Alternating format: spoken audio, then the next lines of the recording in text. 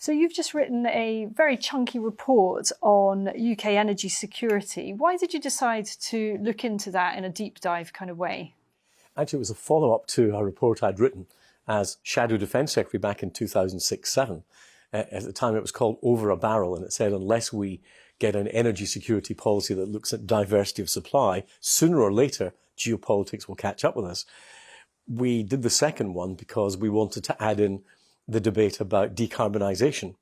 And one of the things that for me was most important was to try to get away from the debate just about electricity generation. And we keep on talking about 52% of our electricity generations from renewables. That's great.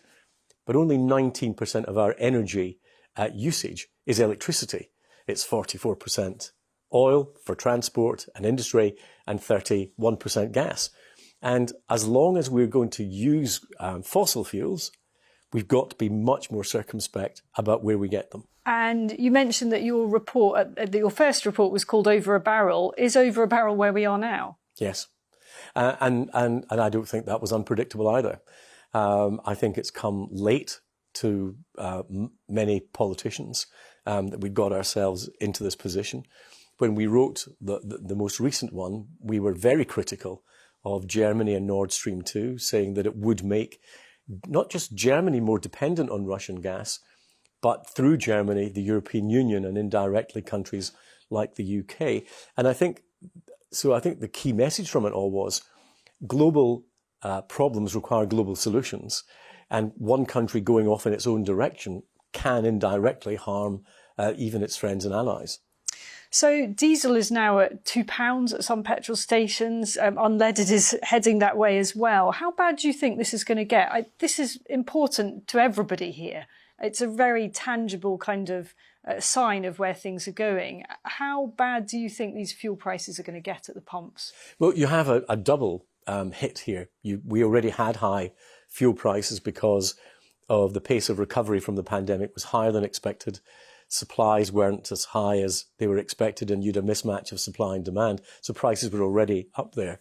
Ukraine's caused another shock in that system. We've seen, of course, Brent crude and others come off the top in terms of price. That may now ease, particularly if we get any sort of peace agreement in Ukraine. But the shock's still there now in the system. I was listening, in fact, last night to Mervyn King, Lord King, who actually said that the increase in the prices that we're paying because of Ukraine and the knock-on effect was in effect an external tax being imposed on all of us because of our own response to Ukraine. And he's absolutely right. His view was that's something that we should be willing to bear because it's how we help contribute to the fall of the Putin regime. But nonetheless, that's caused a lot of hardship to families up and down the country. That's a really interesting kind of gloss to put on it for people who are filling up their cars and it's £100 to fill up a small, family car. Was he saying, and are you suggesting that people should almost sort of see that as their contribution to the war effort? I think it's inevitable that there is some element of that, but in the bigger picture, we haven't diversified enough to ensure that we have both energy security and in the decarbonisation debate that we don't introduce unnecessarily high fuel prices to people. I think all of these things now will require a rethink.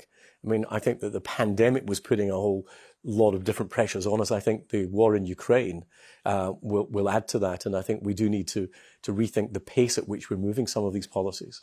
And regarding where we are now with Russia, do you think the Foreign Office and the Ministry of Defence have been kind of culpably complacent over the years about the threat from President Putin? No, I don't. I think that the West in general hasn't understood what Putin was saying. I mean, I quite often was regarded as being a hawk and a warmonger on all these things, because Putin back in 2007, in the speech he gave at the Munich Security Conference, effectively told us what he was going to do. He also gave us a glimpse of his bizarre worldview that the fall of the Berlin Wall was a conscious choice by the Russian people, he said, to be able to bring more openness and democracy to Europe. I mean, it does take from Quite a your leap. reaction. It does take a little bit of a Yeah. a leap of faith to even grasp where he's coming from. But we got Chechnya, Georgia, annexation of Crimea. I mean, how many warnings did we need to say that Putin is not mad? Putin is bad.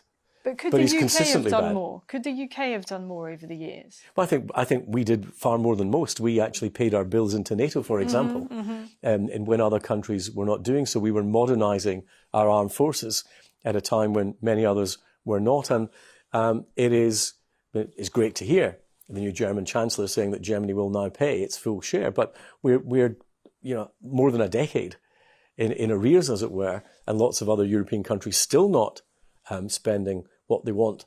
Our enemies see these things and they make their calculations accordingly. Then, of course, you've got the withdrawal from Afghanistan on top of all of that and the signals that sent. So regarding the UK's energy security, what do you see as our key vulnerability?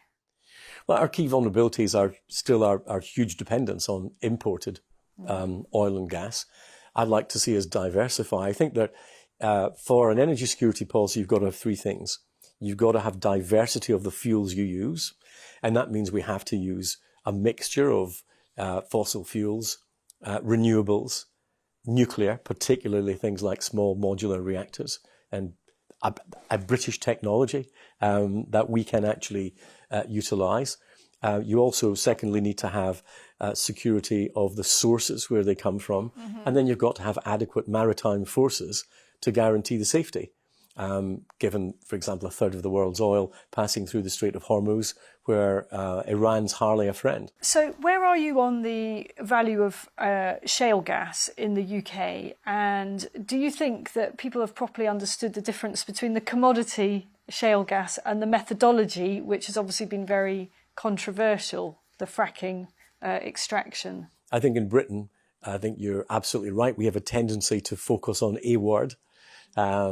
I think the same has been true in the cladding debate in the UK, where it's been not about fire safety, it's been about one element of that. I think the same is true in the fracking and shale gas debate. I think we need to have that debate about, do we want to have more of our own resources produced in a way that we can guarantee in our own country, but take into account, obviously, we are a democracy, what people think about the process and whether you can get public acceptance for either that or different ways of shale gas extraction.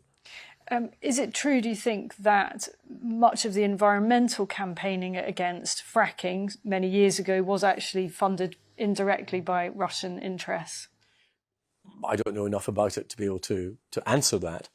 But certainly if I were trying to get a monopoly on selling a particular product, I would be coming down hard on any potential competition. So Boris Johnson was in Saudi yesterday trying to negotiate a greater supply of energy from the Gulf. What implications do you think that has for the UK's energy security? Do you think that was a good move? Yes. As I said, diversity of supply is key. Europe became too dependent on Russian gas. Therefore, Putin had a lever over Europe.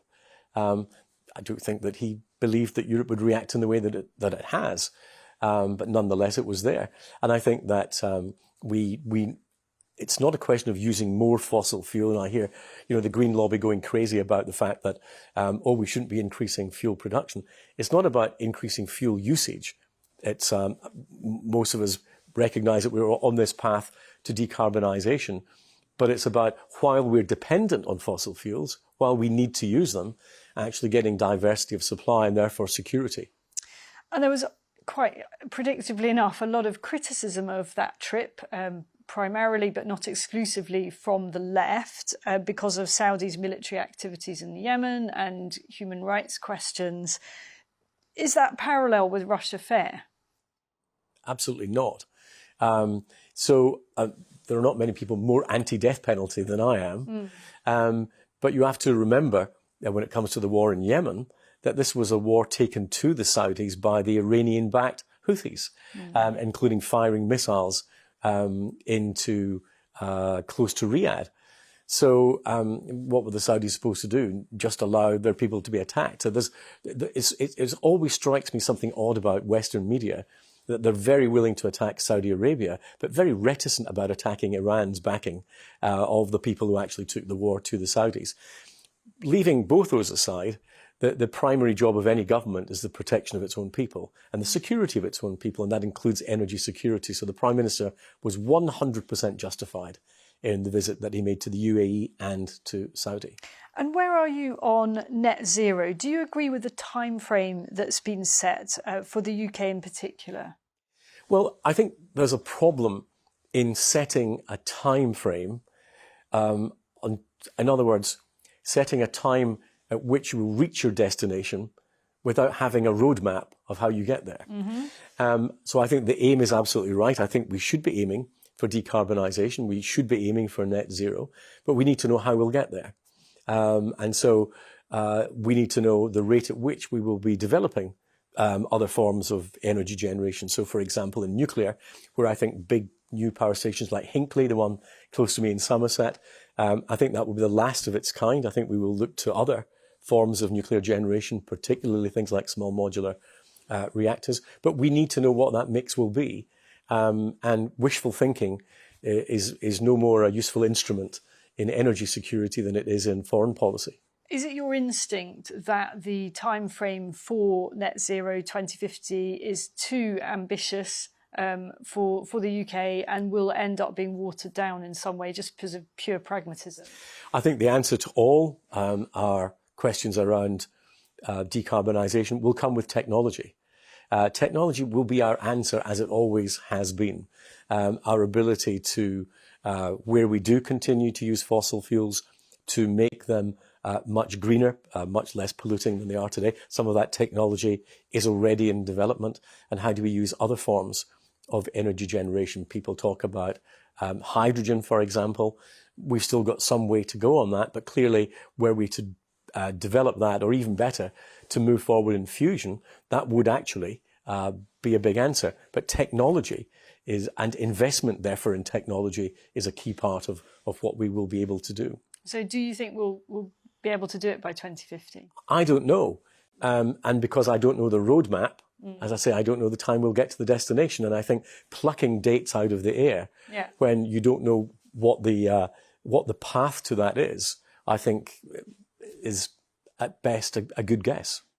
That is effectively what the government has done, though, isn't it? Plucked dates. Well, I think that they would see it as a target. You know, that's what we're trying to achieve. Whether, in direct answer to your question, that's realistic or not is a different debate.